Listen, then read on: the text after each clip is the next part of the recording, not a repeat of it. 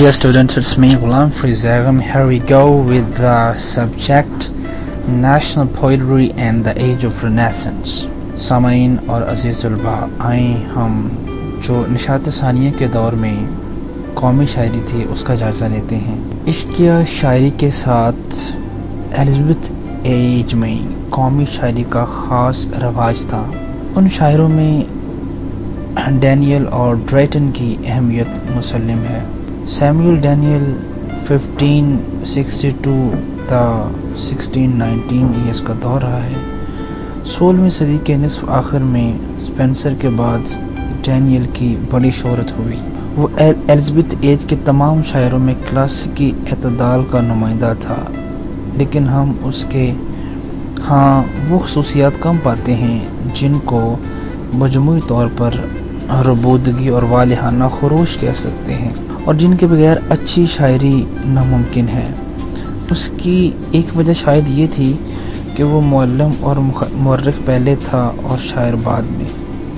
उसका सबसे मशहूर कारनामा खाना जंगी द सिविल वॉर है, लेकिन उसमें मुख्तलिफ कसीदों, मरसियों और देहाती गीतों को भी शामिल कर लिया गया है।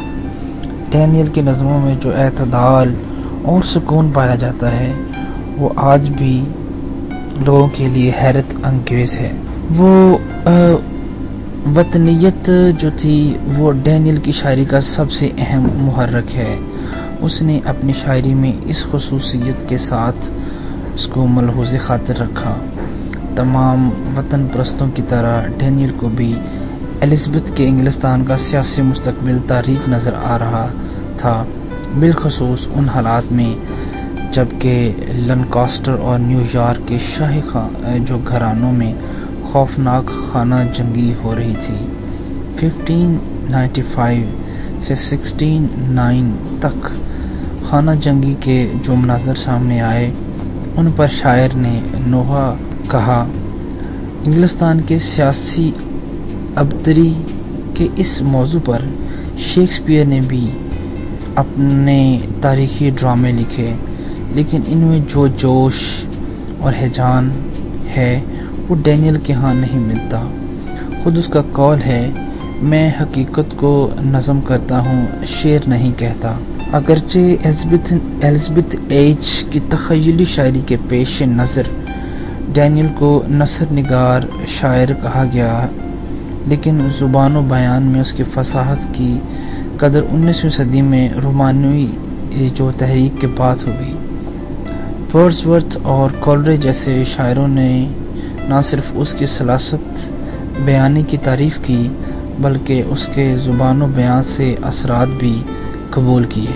माइकल ड्रेटन की शायरी अगरचे डैनियल के मतवाज़ी रही, लेकिन उसका अंदाज़ा और जो लबो लहजा उसके मशहूर हम असर से मुख्तलिफ था।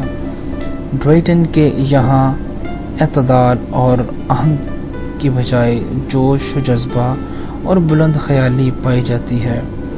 ड्रेटन की पैदाइश शेक्सपियर के मर्दम खेज़ इलाका वार्दिक शायर में हुई।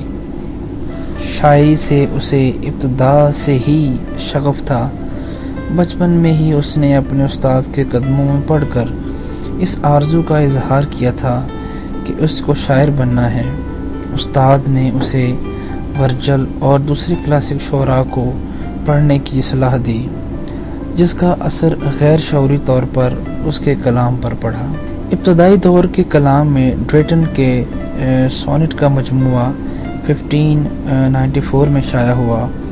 2 साल बाद उसका द बैरन्स वॉर भी मंजर आम पर आया। एलिज़ाबेथ की मौत के बाद जब उसे जेम्स अव्वल से किसी सरपरस्ती की उम्मीद न रही तो द ओल और the man in the moon नामी तंज़िया नज़मों को लिखकर वो दरबार से अलग हो गया। इसके बाद उसकी सारी अदबी कोशिशें पोली ऑल्बियन के लिए वक्फ रहीं। ये कारनामा स्पेंसर के ज़ेर असर मुकम्मल हुआ।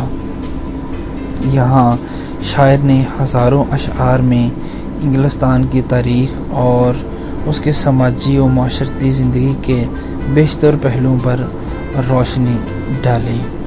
اور ہم آئندہ جو لیکچر ہے اس میں جو مابعد طبیعتی شاعری ہے اس کو منظر عام پر لائیں گے.